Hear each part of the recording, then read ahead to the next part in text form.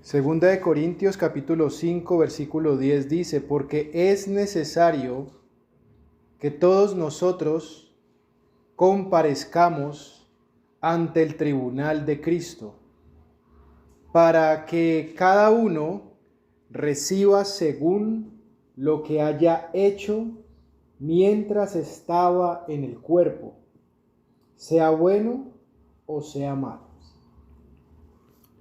Este texto nos enlaza a una realidad relacionada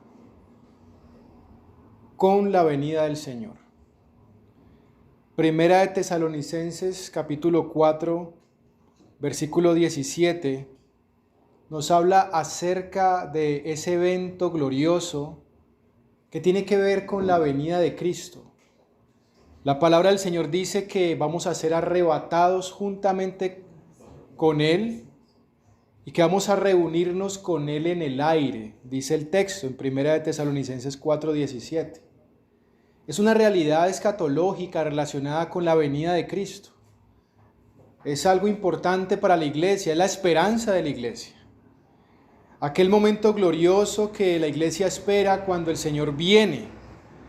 La palabra dice también en 1 Corintios capítulo 15 que aquellos que estén vivos en aquel momento van a ser transformados y aquellos que hayan dormido van a ser despertados y van a ser transformados. Es decir, van a resucitar y van a experimentar la transformación. Y que todos juntos vamos a reunirnos con el Señor en el aire. Y allí en ese lugar, en el aire, porque el Señor está descendiendo, Él desciende para finalmente poner sus pies en el monte de los olivos, como dice la palabra allí en Hechos capítulo 1, también en Zacarías se habla acerca de esta profecía, de cómo el Señor regresa sobre el monte de los olivos, sus pies pisarán este monte y desde allí el Señor va a establecer su reino literal sobre esta tierra. Un reino que va a durar 1000 años. Y ese reino lo va a ejercer el Señor con los vencedores, con la iglesia que ha vencido. Ahora, en esa situación la palabra nos invita a entender una frase, un complemento, que es el tribunal de Cristo. Entonces el texto nos habla acerca del tribunal de Cristo y Pablo dice aquí que es necesario que todos nosotros, al decir todos nosotros, el apóstol Pablo también se está incluyendo en ese todos nosotros. Y al decir todos nosotros, está relacionando ese evento exclusivamente a la iglesia. Es decir, que el tribunal de Cristo es algo particular que va a vivir la iglesia. Porque para el mundo hay otro juicio. Pero la iglesia va a experimentar algo que se llama el tribunal de Cristo. El griego es la palabra bema, que una de sus traducciones o significados es reunión familiar. Entonces es una reunión familiar del Señor con nosotros y allí tenemos que comparecer. Dice, debemos comparecer ante el tribunal de Cristo. Ante ese tribunal, ante el Señor mismo, debemos comparecer, debemos dar cuenta. Eso es lo que significa la palabra comparecer, dar cuenta al Señor. Ahora, la palabra por lo menos nos muestra 3 asuntos diferentes que debemos dar cuenta al Señor. Son 3 asuntos diferentes que el Señor va a demandar de nosotros que le demos cuenta, de esos 3 asuntos diferentes. El primero de ellos lo encontramos allí en Romanos capítulo 14, versículo 10, donde también aparece la frase o la palabra tribunal de Cristo. Las palabras tribunal de Cristo aparecen solamente 2 veces en el Nuevo Testamento y una de estas es aquí en Romanos capítulo 14, versículo 10. Y cuando leemos el texto, nos encontramos allí con la referencia que tiene que ver con uno de los asuntos de los cuales debemos comparecer o dar cuenta al Señor. Romanos 14, versículo 10 dice, pero tú, ¿por qué juzgas a tu hermano? O tú también, ¿por qué menosprecias a tu hermano? Porque todos compareceremos ante el tribunal de Cristo. Entonces noten que en ese versículo se revela que una de las cosas que vamos a dar cuenta al Señor es de nuestra manera de relacionarnos. Es decir, que una de las cosas que el Señor va a demandar de nosotros es la forma en la cual nos relacionamos entre nosotros. Es decir, la iglesia tiene unos relacionamientos, pero el Señor va a demandar de qué manera fue esas relaciones. Que estemos en paz, que andemos en amor, que reflejemos lo que el Señor nos ha llamado a reflejar. Nos va a demandar si caminamos o por empatías o por antipatías. El Señor no quiere que nosotros nos relacionemos ni con empatías ni con antipatías, porque nuestra alma tiene una personalidad, tiene unas características y quizás nosotros podemos tener cierta empatía con un hermano, pero quizás esa misma empatía que tenemos con ese hermano no la tenemos con otro hermano. Y eso no son señales de una iglesia espiritual, porque todos nosotros fuimos redimidos por la sangre de Cristo y todos nosotros compareceremos ante el tribunal de Cristo. Entonces debemos renunciar tanto a las antipatías como a las empatías. Todo esto debe ser tratado por el Señor. Entonces debemos comparecer ante el tribunal acerca de nuestros relacionamientos entre hermanos, nuestras relaciones. Y el Señor debe tratar y trabajar en nuestro corazón acerca de eso. Entonces tiene que ver con los quereres, con querer o no querer a ciertos hermanos. Es algo que el Señor debe trabajar en nosotros. Una segunda referencia o un segundo asunto que el Señor va a demandar de nosotros en este tribunal podría ser quizás lo que dice Mateo 25, el verso 23 y el verso 30. Miremos rápidamente lo que dice allí Mateo 25. Rápidamente miremos lo que dice el verso 23 y el verso 30. Verso 23 dice, su Señor le dijo, bien, buen siervo y fiel, sobre poco has sido fiel, sobre mucho te pondré. Entra en el gozo de tu Señor. Versículo 30 dice, y al siervo inútil, echadle en las tinieblas de afuera. Allí será el lloro y el crujir de dientes. Entonces, es un contexto completo que habla Mateo 25, pero tiene que ver con el siervo fiel y tiene que ver con el siervo inútil. Son dos títulos completamente antagónicos, es decir, son dos títulos distintos que van por vías diferentes. A uno le llama siervo fiel y a otro le llama siervo inútil.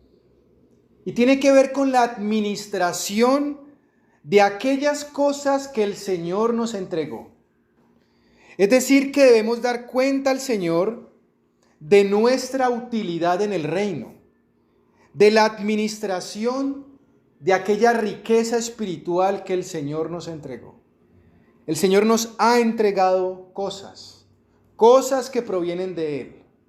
Y es por eso que el contexto de este fragmento tiene que ver con administrar lo que el Señor nos dio, con los dones que el Señor nos dio, con la revelación que el Señor nos dio. Los dones son dados por el Espíritu Santo. Nosotros no nacemos con los dones nos son dados cuando hemos sido regenerados. El Espíritu Santo trae esa realidad. Pero en nuestro caminar, en nuestra vida, tenemos talentos, que son las habilidades de Adán, talentos. Y muchos de ellos se pueden entrenar, se pueden mejorar. Entonces, los dones del Espíritu son puestos al servicio del Señor y también los talentos son puestos al servicio del Señor. Todas las cosas y todo lo que somos es puesto al Señor. Entonces, una de las cosas que debemos dar cuenta al Señor es acerca de lo que Él nos entregó. Es decir, el tener. Ya no es el querer, sino también el tener, lo que tenemos. Lo que tenemos es algo que el Señor va a demandar de nosotros acerca de cómo pusimos todo esto a los pies del Señor y a su servicio. Ahora, el tercer asunto acerca de lo cual debemos dar cuenta al Señor es el que ya mencionamos allí en Corintios, en 2 de Corintios, capítulo 5, versículo 10, que dice que todos nosotros debemos comparecer ante el tribunal de Cristo para que recibamos según lo que hayamos hecho mientras estábamos en el cuerpo. Es decir, tenemos en esta vida una libertad, un libre albedrío. Entonces tenemos una libertad en nuestra voluntad y el Señor va a demandar de nosotros nuestros actos. La palabra allí es la palabra hecho, de acuerdo a lo que ustedes hayan hecho. Esa palabra en el griego es la palabra prazo o praxo, que significa hábitos o significa prácticas. Es decir, que el Señor va a pedir de nosotros que demos cuenta acerca de nuestros hábitos o nuestras prácticas, es decir, nuestra integridad. Es decir, va a demandar de nosotros lo que somos. Va a demandar de nosotros lo que queremos o a quienes queremos y no queremos, lo que tenemos y qué hacemos con lo que tenemos que Él nos dio y también lo que somos. En este contexto tiene que ver con el ser, tiene que ver con nuestros hábitos, tiene que ver con nuestras prácticas, porque nuestros hábitos son la consecuencia de un ejercicio constante en nuestra voluntad. Son esas particularidades de la voluntad. Y eso parte también de nuestras emociones, que a su vez parte de nuestros pensamientos. El exceso de pensamientos produce una emoción y el exceso de esas emociones produce una decisión. Y el exceso de esa decisión produce un hábito. Y eso es lo que el Señor va a demandar. Y va a demandar esto porque el hábito o la práctica es la evidencia de lo que está en nuestro corazón y de lo que está en nuestros pensamientos. Ahora, también el Señor nos muestra en su palabra, en Apocalipsis, cómo el mundo también va a pasar por un juicio acerca de estos tres aspectos. Vemos que la palabra del Señor nos muestra, por ejemplo, 3 de esos 4 jinetes del Apocalipsis, y muestra cómo esos jinetes van a correr por la tierra y también van a ejecutar unos juicios a la humanidad acerca de lo que la humanidad posee, acerca de lo que la humanidad es y también los relacionamientos de la humanidad. Pero nos centramos exclusivamente acerca de la iglesia. Y ahora vamos a hablar un poco de esa palabra arrebatamiento, que aparece allí en 1 de Tesalonicenses capítulo 4, versículo 17. Dice: luego nosotros, los que vivimos, los que hayamos quedado, seremos arrebatados juntamente con ellos en las nubes para recibir al Señor en el aire, y así estaremos siempre con el Señor. Esa palabra arrebatamiento, ser arrebatados. Esa palabra arrebatados es la palabra griega carpazo. Y la palabra griega para fruto es la palabra carpos. Entonces note cómo esas dos palabras, fruto y arrebatamiento, en el griego son palabras similares. Para fruto se dice en el griego carpos y para arrebatamiento se dice en el griego carpazo. Entonces hay una relación entre el carpazo o el arrebatamiento y el fruto. Es una relación. Y miremos lo que dice rápidamente allí Juan capítulo 14, versículo 3, para que podamos observar esa relación. Dice: y si me fuere y os preparare lugar, vendré otra vez y os tomaré a mí mismo, para que donde yo estoy, vosotros también estéis. Esa palabra, y os tomaré a mí mismo, es muy interesante, porque el texto no dice, voy a tomarlos a ustedes, sino que el Señor está aquí diciendo, me voy a tomar yo mismo. Y el contexto tiene que ver con el arrebatamiento. ¿Qué es el arrebatamiento? El arrebatamiento es ese momento en el cual el Señor viene por la iglesia y nos encontramos con el Señor en el aire, como dice Apocalipsis capítulo 1, y todo ojo lo verá. Va a ser algo público. Durante un periodo de la historia de la iglesia, a raíz de las enseñanzas de Darby, que sus enseñanzas fueron las enseñanzas que acuñaron la mayor cantidad de cristianos en la historia, se hablaba acerca de ese término, el rapto. Y el rapto, el término el rapto o el rapto, es un término que acuñó Nelson Darby para referirse al arrebatamiento, pero él lo establecía de que iba a ser un evento secreto. Entonces él decía que cuando el Señor viniera, la iglesia iba a ser arrebatada, pero iba a ser en secreto. Es decir, nadie se iba a dar cuenta de lo que iba a suceder. De repente se iban a desaparecer y nadie sabía qué iba a ocurrir, sino que todas las personas iban a quedar como confusas acerca de dónde están las personas, basándose en el texto, en los textos que se refiere a que van a estar dos mujeres en un campo, una será tomada, la otra será dejada, etc. Pero en ninguna parte de la Escritura dice que va a ser algo secreto, dice que eso sí va a ocurrir. Pero Juan en el Apocalipsis y otros textos nos muestra al Señor a través de estos textos que este asunto va a ser público. Dice, todo ojo lo verá. Ahora, el aspecto de la doctrina de Darby tenía que ver porque él separaba el rapto de la venida del Señor. Él decía que primero iba a ocurrir el rapto y después iba a darse esa epifanía parusía o esa manifestación pública del Señor en los cielos. De manera que de esa forma lo establecía para dar a entender que eran dos eventos totalmente independientes. Esa es la doctrina de Nelson Darby y esa es la base del pretribulacionismo. Y muchos hermanos en este tiempo todavía continúan con estas enseñanzas. Es una perspectiva escatológica, no es una herejía, es una perspectiva escatológica. Pero hemos observado en la palabra que se nos revela que este asunto solamente ocurre una sola vez. Es un solo evento. Tanto la venida del Señor como el arrebatamiento. Dice, y seremos arrebatados juntamente con Él en el aire. Es decir, que vamos a reunirnos con Él. Y en esa reunión con Él vamos a experimentar ese tribunal y vamos a experimentar lo que el Señor nos muestra. Entonces, el arrebatamiento es una palabra bíblica que tiene que ver con el cómo el Señor va a tomarnos a nosotros. Y es muy interesante que esa palabra arrebatamiento tenga una estrecha relación con el fruto. Y el Señor nos dice que Él va a tomarse a sí mismo. Es decir que podríamos nosotros verlo de esta manera para comprenderlo.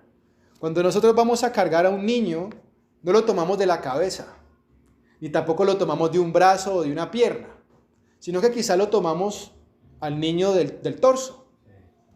Es decir, que hay un lugar del cual tomamos al niño, porque es el lugar del cual se debe tomar. Cuando tomamos un vaso lleno con agua, tomamos el vaso de una manera específica. No tomamos el vaso de las esquinas. Y lo mismo sucede con todas las cosas que cogemos.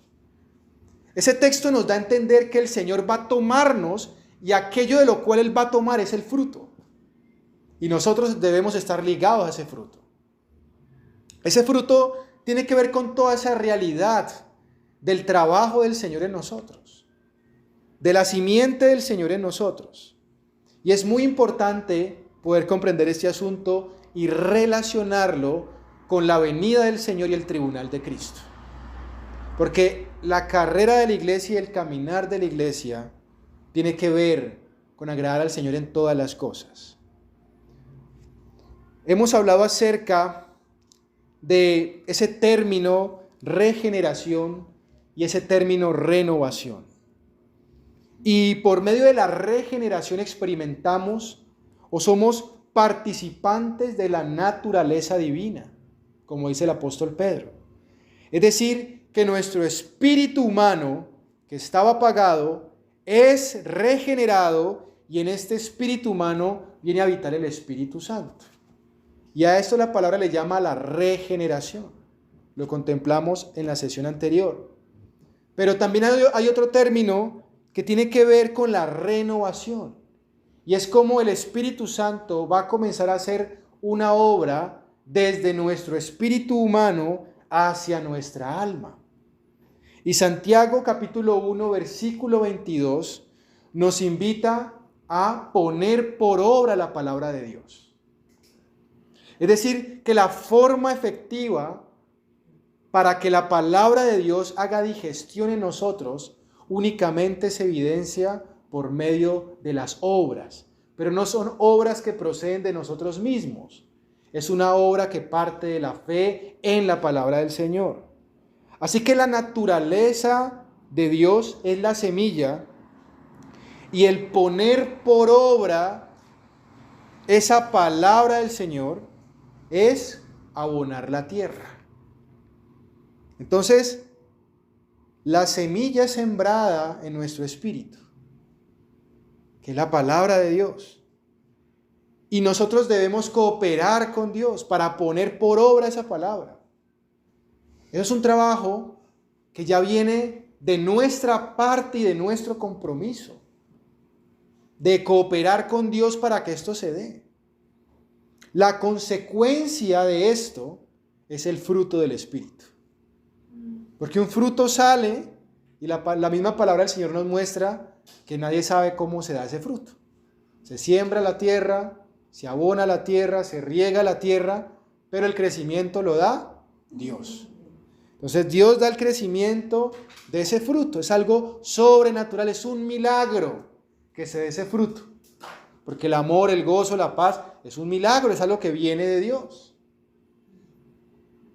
Ahora, quiero que me acompañen a Éxodo capítulo 35, versículo 21, y que atendamos con mucho enfoque esta palabra, ya que considero que hay una perla preciosa en este verso. Y vino todo varón a quien su corazón estimuló, y todo aquel a quien su espíritu le dio voluntad, con ofrenda al Señor para la obra del tabernáculo de reunión y para toda su obra y para las sagradas vestiduras. Quiero que note esas frases o esas dos frases. Una de ellas es a quien su corazón estimuló y la otra a quien su espíritu le dio voluntad. Porque la voluntad es una de las funciones del alma. Y cuando se habla del Espíritu, aquí en este contexto no está hablando del Espíritu Santo, está hablando del espíritu humano. Y el corazón, cuando la palabra nos habla del corazón, el corazón es la puerta entre el espíritu humano y el alma. A esa conexión entre el espíritu humano y el alma, la palabra de Dios le llama corazón. Y mire lo que está diciendo el texto. Dice, a quien su corazón estimuló y a quien su espíritu le dio voluntad. Es decir, que hay algo que procede del espíritu y se transmite hacia el alma. Estamos hablando de la transición del espíritu al alma. El alma tiene por lo menos 3 funciones: pensamientos, emociones y voluntad. Eso es el alma, eso es lo que somos nosotros. Pensamientos, emociones y voluntad. Y este verso nos va a revelar lo que muchos psicólogos, psiquiatras científicos han buscado por años, y es cuál es el origen de los pensamientos. ¿Cuál es el origen de los pensamientos? Dice que todo esto procede del Espíritu, porque ese fue el diseño de Dios, que todo procediera del Espíritu, del Espíritu. Les dice que el Espíritu le dio voluntad, así que la función del espíritu humano es estimular al alma, es inspirar al alma. Y por eso también la palabra nos habla acerca de que de la abundancia del corazón habla la boca. Entonces se carga el corazón. Por allá vemos el texto cuando Pedro le habla a Ananías y Zafira, ¿por qué Satanás llenó su corazón de tal asunto? Entonces el corazón se llena de cosas, y al llenarse de cosas, de ahí proceden los pensamientos, proceden las emociones y procede la voluntad. ¿De qué estamos llenando nuestro corazón? ¿De qué nos estamos alimentando espiritualmente? Pues de lo que nos alimentemos nosotros espiritualmente y de lo que llenemos nuestro corazón, de eso va a estar compuesto nuestros pensamientos, nuestras emociones y nuestra voluntad. Es por eso que siempre están esos mismos pensamientos contra los que luchamos, esas mismas emociones, esos mismos sentimientos, esos mismos quereres errados, contrarios a la voluntad de Dios. Es porque nos estamos alimentando de algo o de una fuente que el Señor no quiere que nos alimentemos. Estamos llenando nuestro corazón de lo incorrecto. Así que la palabra de Dios es el alimento espiritual que necesitamos. Pero en este caso tiene que ver no solo con estudiar la palabra del Señor, sino con meditar en la palabra del Señor. Porque meditar en la palabra del Señor es contemplar un texto de tal forma que comience a hacer digestión en nuestro corazón, para que se apodere de nuestros pensamientos y de esta forma generarnos unas emociones y de esta forma generarnos una voluntad y un querer. Por eso la palabra del Señor dice que Él pone en nosotros el querer como el hacer por su buena voluntad, pero eso procede de la palabra de Dios. Entonces no solamente debemos exponernos a la enseñanza de la palabra, no solamente debemos leer la palabra, sino que debemos meditar la palabra, meditar en la palabra. Y al meditar en la palabra gana terreno en nosotros, y cuando viene un contexto particular en nuestra vida y somos expuestos a la tentación, porque la tentación viene de afuera hacia adentro para buscar en nosotros una reacción. Y tenemos solamente dos opciones para reaccionar. O reaccionamos como Cristo reaccionaría, o reaccionamos como siempre reaccionamos. Entonces, en esa reacción se define nuestro carácter. Cuando nos exponemos a la tentación. La tentación viene en un escenario.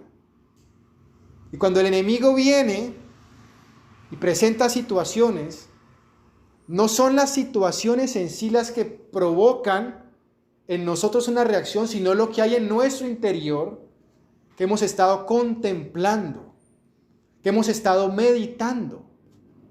Entonces, cuando ya sucede el asunto del pecado, el pecado se ejecuta porque previamente en nuestro corazón hemos meditado en lo incorrecto. Pero si en nuestro interior meditamos en lo correcto, cuando se presente la tentación, nuestra reacción va a ser así. Escrito está, no solo de pan vivirá el hombre. Porque hay una meditación en el interior. Hay una palabra específica que se revela en nuestro espíritu para poner por obra en ese contexto particular.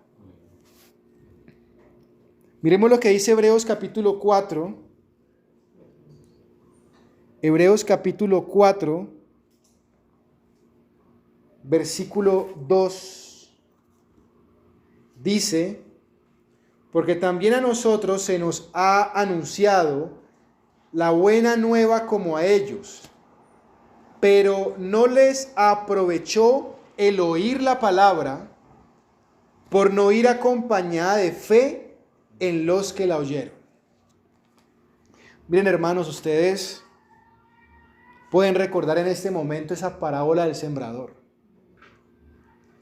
porque creo que es una parábola que nosotros hemos escuchado y leído muchas veces, pero realmente es una parábola muy importante, porque realmente la transformación de nuestro carácter no tiene nada que ver con exponernos a muchas enseñanzas de la palabra, ni siquiera con leer mucho. La transformación tiene que ver con mezclar esa palabra con fe. Entonces mire lo que dice, pero no les aprovechó el oír la palabra. Es decir, que puede darse ese caso en medio de nosotros, que podemos oír y oír la palabra, pero que no haya un provecho. Puede darse. Y no es la responsabilidad del Señor, es nuestra responsabilidad. Mira lo que dice, pero no les aprovechó el oír la palabra. Entonces, por eso la palabra dice, no es el oír, sino el hacer la palabra. Pero ese hacer comienza, tú no puedes ir de la transición del oír al hacer si primero no hay una meditación en la palabra. Hay un proceso que nos estamos saltando y es meditar en la palabra. Es poder asimilar la palabra y sentarle y decir, bueno, yo tengo esto, debo cambiar esto, debo cambiar esto. Hoy aprendí esto. ¿Cómo puedo yo reflexionar? ¿Qué puedo yo hacer? ¿Cómo puedo enfocarme en lo que la palabra del Señor me muestra para obrar conforme a eso? Entonces, por no ir acompañada, es decir, no fue mezclada con fe en los que la oyeron. Esa palabra fe es la palabra confianza. Entonces, la palabra tiene efecto y a veces escuchamos la palabra y el Espíritu Santo nos hace llorar, nos emocionamos. Y en ese momento hay como dice la palabra, que en el momento la recibe con gozo. Pero esa profundidad de la raíz tiene que ver con ahora poner confianza en esa palabra. Entonces, si el texto dice que algo tiene que ocurrir, tiene que ocurrir. Si el texto dice, porque el pecado no se enseñoreará de vosotros, pues no estáis bajo la ley, sino bajo la gracia. Es decir, que tiene que ser así. Entonces, ¿por qué siento que el pecado se está enseñoreando de mí? Porque no estoy creyendo en esa palabra. Porque la fe en esa palabra va a desatar el poder de Dios y de una manera sobrenatural el pecado no se enseñorea de mí. Es un ejemplo. Marcos capítulo 4, versículo 26. Es una parábola que únicamente aparece en Marcos. O una explicación que da el Señor aquí. Marcos capítulo 4, versículo 26 al 29 dice, decía además, así es el reino de Dios, como cuando un hombre echa semilla en la tierra y duerme y se levanta, de noche y de día, y la semilla brota y crece sin que él sepa cómo, porque de suyo lleva fruto la tierra, primero hierba, luego espiga, después grano lleno en la espiga, y cuando el fruto está maduro, enseguida se mete la hoz, porque la siega ha llegado. ¿Esa siega qué es? Ya lo hablamos, es el arrebatamiento, es la venida del Señor, y habla acerca de un fruto que está maduro. Entonces, primero hierba, es decir, primero un tallo, luego una espiga, y está hablando desde el trigo, está hablando del trigo. Entonces, primero viene la hierba o el tallo, luego viene la espiga, luego viene el grano abundante en la espiga, es otra manera de decirlo, y después la madurez. Y después viene la siega. El Señor viene por un fruto maduro. Entonces, el fruto maduro, Él viene y lo toma y lo deposita en su cesta. Pero habrá un fruto que de pronto no llegue a esa madurez, o un fruto que exceda y pueda dañarse. Entonces vemos que el Señor nos está llamando a estar en ese punto y en ese término específico de la madurez. Esta es la base, hermanos, para abordar este tema de esta sesión. Vamos a hablar del fruto del Espíritu. Abramos nuestras Biblias, ahora sí en Gálatas. Gálatas 5, 19 en adelante. Dice: y manifiestas son las obras de la carne, que son, mire que ahí vamos a hablar de una diferencia, ¿no? Vamos a colocar aquí un paralelo entre las obras y el fruto. Porque a las obras de la carne se le llama así, obras de la carne. Y al fruto del Espíritu se le llama el fruto del Espíritu. Es decir, no se le dice las obras del Espíritu y tampoco se le dice el fruto de la carne. Y es interesante. Vamos a ver por qué. Dice, y manifiestas son las obras de la carne, que son adulterio. Vamos a ver una lista de 17 obras de la carne y al final el apóstol dice, y cosas semejantes a esas, es decir, que hay más.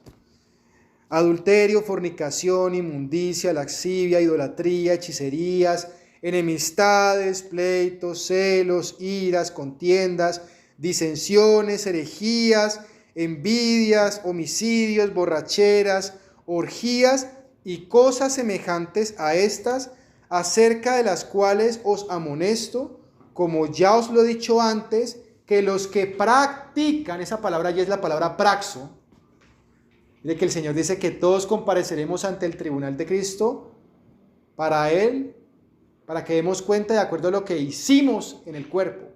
Esa palabra es praxo, que es la misma que aparece acá. A los que hacen o tienen el hábito o practican estas cosas, no heredarán el reino de Dios. Es una práctica, es un hábito pecaminoso. ¿Sí? Entonces las obras son algo que se hace. Y por eso la diferencia de obras con la palabra fruto. Porque las obras es algo que se hace voluntario. ¿Cuál sería la obra que nosotros hacemos ya en el aspecto del espíritu? Lo que ya mencionamos, meditar en la palabra, que es abonar la tierra. ¿Sí? Pero luego dice, más el fruto del espíritu, es decir, la consecuencia. Eso es lo que procede de Dios, pero eso se llama el fruto. Porque no es algo que procede de nosotros. Nosotros cooperamos para que ese proceso se dé por completo. Más el fruto del espíritu es amor. Esa palabra amor. ¿Qué es el amor que aparece allí? Miren lo que dice allí Segunda de Pedro. Vamos a hablar de los 9 frutos o esto que yo llamo el racimo del espíritu. ¿Por qué? Porque es como un racimo. Es como un racimo de uvas. Porque no dice los frutos del espíritu en plural, sino el fruto del espíritu y nos habla como de 9 frutos. Entonces es como un racimo de uvas. Entonces el fruto del espíritu, que es el carácter de Cristo. Aquí vamos a contemplar el carácter de Cristo. Vamos a describirlo. Y esa obra interna que el Espíritu Santo hace en nosotros, ya no en la regeneración, sino en la renovación. Entonces el fruto del Espíritu es la renovación. Estrictamente hablando, poniéndolo por obra, es la renovación. Entonces, mire lo que dice Segunda de Pedro. Segunda de Pedro, capítulo 1, versículo 7, dice, a la piedad, afecto fraternal, y al afecto fraternal, amor. ¿Por qué estamos leyendo este verso? Porque hay 2 palabras diferentes allí. Uno es el afecto fraternal y otro es el amor. Y este verso nos da la diferencia porque la palabra afecto fraternal que aparece allí es la palabra Filadelfia. Y la palabra amor es la palabra ágape. Entonces vemos que el amor o el fruto como fruto del Espíritu no es afecto fraternal. Es algo más.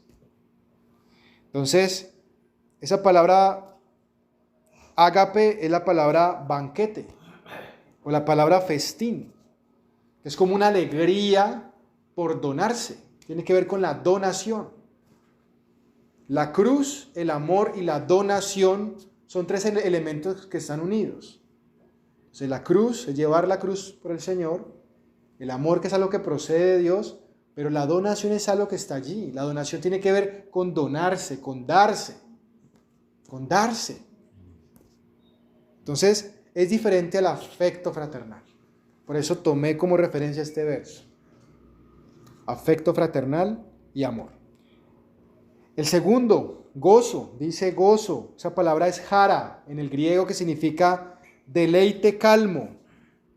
Es decir, es un placer, es un deleite que está en la tranquilidad del espíritu. Ejemplo de ese deleite, el Edén. Ejemplo de ese deleite, Canaán cuando fue conquistado. Entonces en el Edén, esa palabra Edén significa placer. Y el Señor le dio todo al hombre en esa atmósfera sobrenatural que Él generó. Le dio todo al hombre allí, para que el hombre tuviese su alegría y su plenitud en esa realidad del Edén. Entonces la palabra allí es deleite, calmo, la palabra gozo, que es diferente a la palabra alegría, estar contento. Entonces, miren la gran diferencia. ¿Cuál es la diferencia entre el gozo y la alegría? O el gozo y estar contento, o la felicidad, pues, que es un término que también a veces se usa. Pues que la alegría depende de situaciones externas. Entonces, si yo tengo hambre y me encuentro en el camino con ese plato que me gusta comer, a mí eso me da alegría. ¿Sí? Aquellos que trabajan en empresas, les pagan el salario y eso les da alegría. A unos que son independientes, reciben un dinero extra y eso da alegría. Un viaje puede dar alegría. Compartir con la familia puede dar alegría. Hacer cosas dan alegría. Tener una vida abundante puede dar alegría. Mira lo que le pasó a Job. De repente todo se fue. ¿Qué es el gozo? El gozo no depende de nada de eso. El gozo depende de una realidad en el interior de percibir que su alegría proviene del Señor. Por eso dice que el reino de los cielos es justicia, paz y gozo. Les dice que Jesús se regocijó en espíritu. Gozo, era un gozo, es algo interno. Algo que no depende de lo externo. Y el Señor nos está llamando a eso porque lo externo es variable, cambia, muda constantemente. Hoy tenemos un estado, mañana podemos tener otro estado, porque estamos en una economía, porque el mundo entero está bajo el maligno, como dice la Escritura, por muchas cosas. Es algo que no podemos depender de lo externo. No quiere decir eso que no nos alegremos con aquellas cosas que el Señor nos ha dado a nuestro alrededor, pero siempre el gozo debe estar por encima de esa alegría. Debe estar siempre por encima. Y creo que, de alguna forma, el trabajo del Espíritu Santo en nosotros es eso. Es llevarnos a que nuestra alegría y nuestro contentamiento sea algo eterno, que permanece para siempre y no algo temporal. La palabra paz, que aparece allí, amor, gozo, paz, es la palabra griega eirene, que significa unidad. La palabra paz significa unidad. Y esas palabras en griego las definimos mucho en las enseñanzas porque nos da una amplitud de los términos para poder comprender a qué se refiere. Entonces la palabra paz tiene que ver con la unidad, tiene que ver con estar unidos a Dios.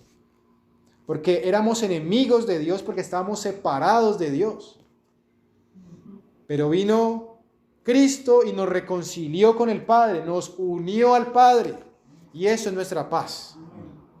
Nuestra paz es que no somos enemigos de Dios. Porque horrenda cosa es caer en manos de un Dios vivo, dice Hebreos.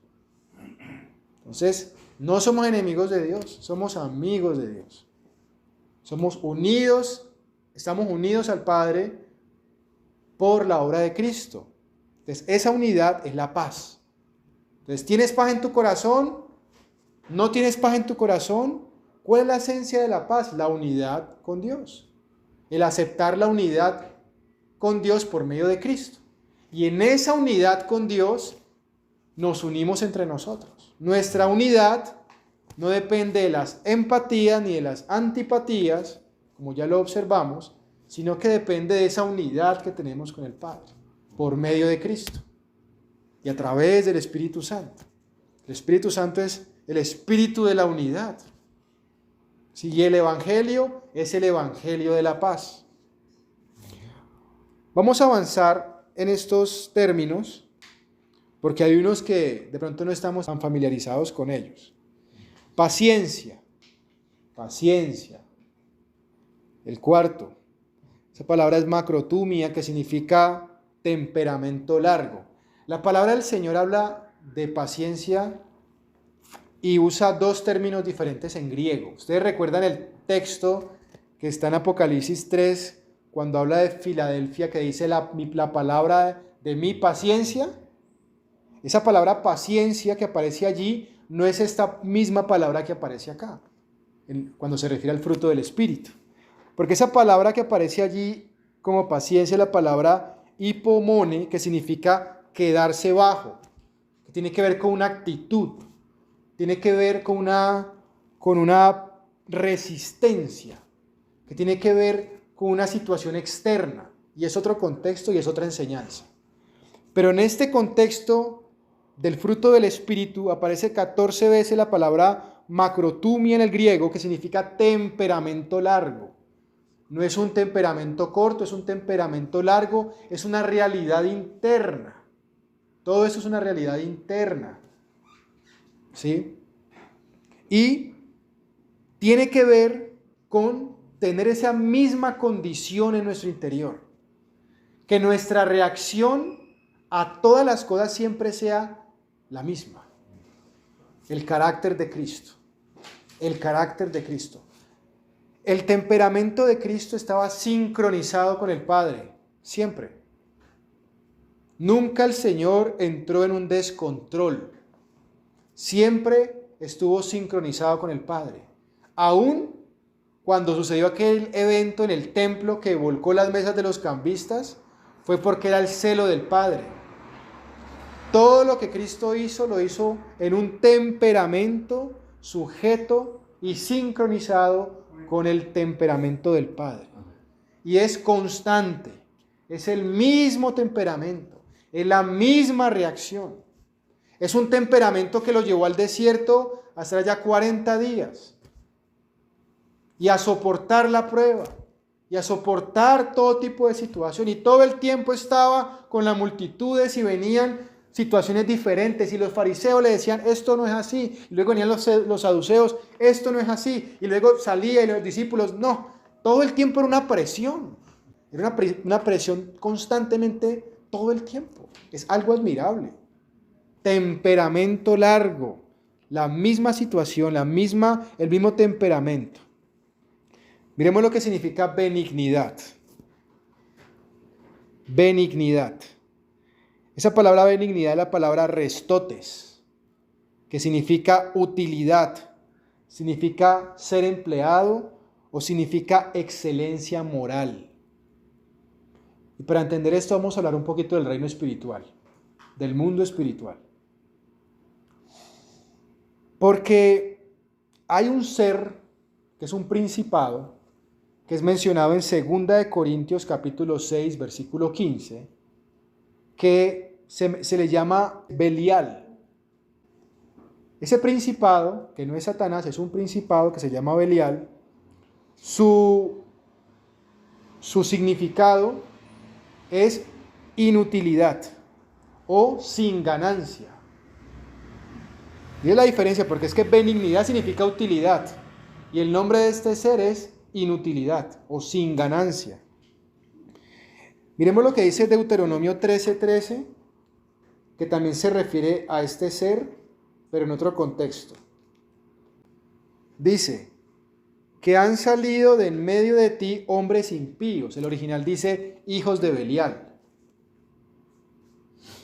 Que han instigado a los moradores de su ciudad diciendo, vamos y sirvamos a dioses ajenos que vosotros no conocisteis. Entonces note que estos hombres, que son llamados los hijos de Belial en el texto hebreo, lo que están haciendo es desviar al pueblo, o queriendo desviar al pueblo a que no tengan utilidad, a que el propósito de su vida no se cumpla, sino que se desvíe, que hagan otra cosa. Dice, sirvamos a dioses ajenos. Vamos a hacer otra cosa, dioses ajenos, ir a otro lugar. Entonces, ¿la utilidad qué es? La utilidad es andar en el propósito de Dios. Eso hace parte del fruto del Espíritu. Que toda la fuerza y los dones que el Señor nos ha dado y los talentos que el Señor nos ha dado se puedan enfocar en el propósito que el Señor nos ha entregado. Porque cuando uno comienza a avanzar en el Señor, y ya el Señor te ha dado dones, te ha dado talentos, te ha dado entendimiento, ya el diablo comienza a perfeccionar su estrategia. Y una de las estrategias del diablo, hermanos, es que uses todo eso, toda esa fuerza en lo que no es. Te desvíes y te vayas a otras partes y hagas otras cosas. Y vemos lo que pasa en la historia de la iglesia. Hombres que comienzan caminando de una manera, terminan caminando de otra, terminan desviándose aún en temas de herejías, usando lo que era algo de honor en algo que no es conveniente. Entonces, es importante esta parte del fruto del Espíritu, porque vamos a hablar de los dones del Espíritu. Y el Señor no quiere que nosotros entendamos los dones del Espíritu, lo que escuchemos a qué se refieren los dones del Espíritu. El Señor quiere que nosotros los pongamos por obra, pero lo hagamos con utilidad. Recordemos que una de las cosas que vamos a dar cuenta al Señor tiene que ver con la utilidad, con lo que hicimos, con lo que Él nos entregó. Y muchos me dirán en aquel día: Señor, Señor, ¿no profetizamos en tu nombre? Y en tu nombre hicimos milagros, y en tu nombre echamos fuera demonios. Y en aquel día les diré: apartados de mí, hacedores de maldad, nunca los conocí. Entonces, mire, se está hablando de un grupo de personas que entendían, que caminaban, que tenían cosas, porque era en el nombre del Señor que lo hacían, pero que se desviaron, que no caminaron con utilidad. Y mire que estaban convencidos de que estaban caminando con utilidad. Hoy en día seguramente hay muchas congregaciones que tienen muchos líderes que están convencidos que ese sueño y esa visión era la voz de Dios y que tenían que hacer eso que están haciendo. Y van a llegar allá al tribunal de Cristo corriendo, diciendo: Señor, mira, soy igual al apóstol Pablo. No te conozco. No te conozco. Nunca vi el fruto en ti. Nunca me vi a mí mismo en tu interior. Porque una cosa son los dones del Espíritu y otra cosa es el fruto del Espíritu. Entonces los dones del Espíritu son irrevocables.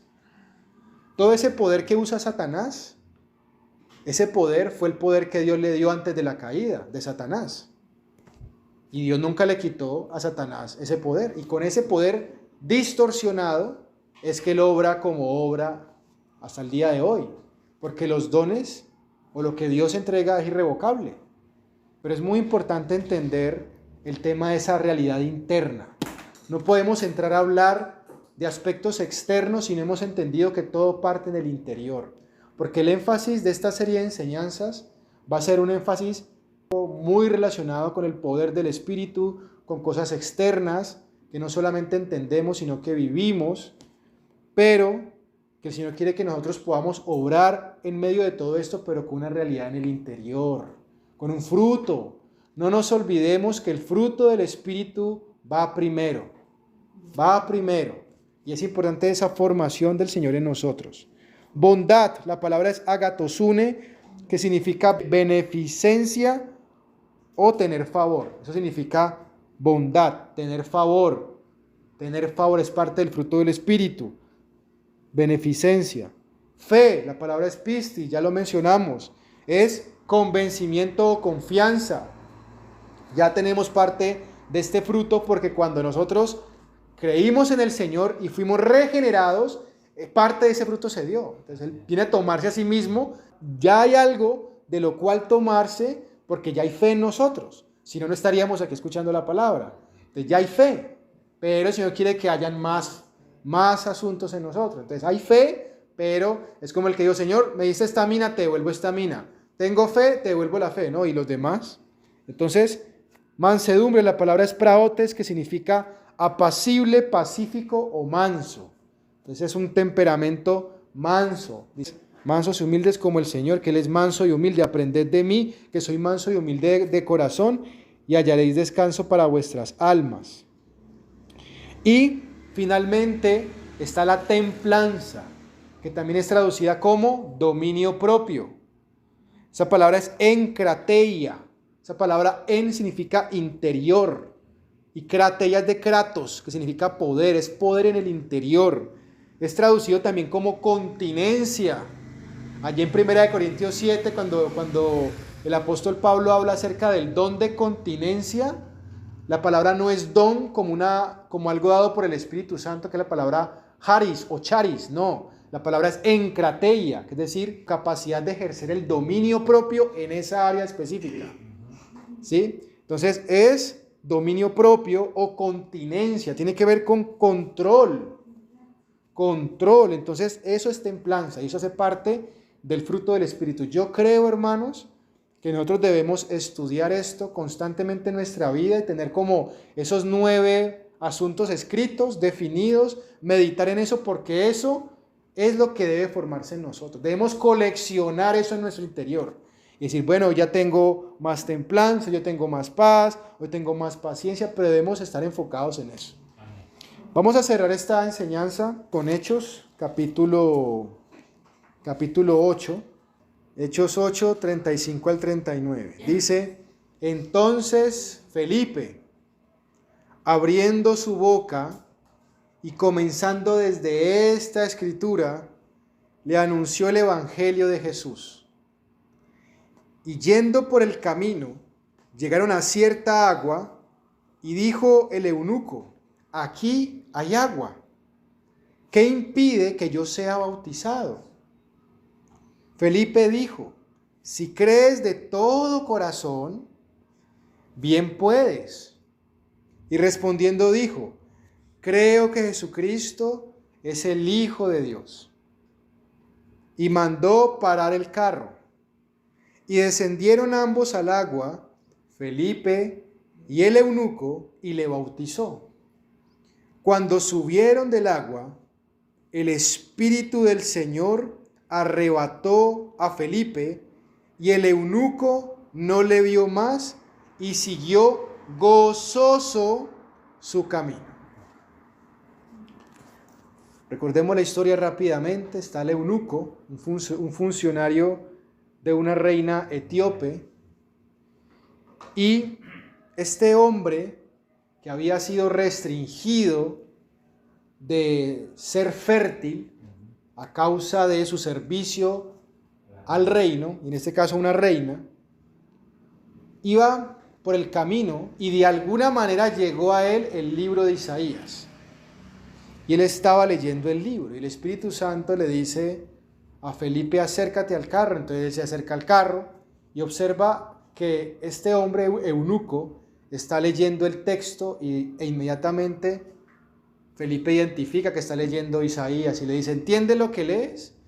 Y el eunuco le dice, ¿cómo voy a entender si alguien no me explica? Entonces él se sube al carro y comienza a hablar con él y comienza a evangelizarlo.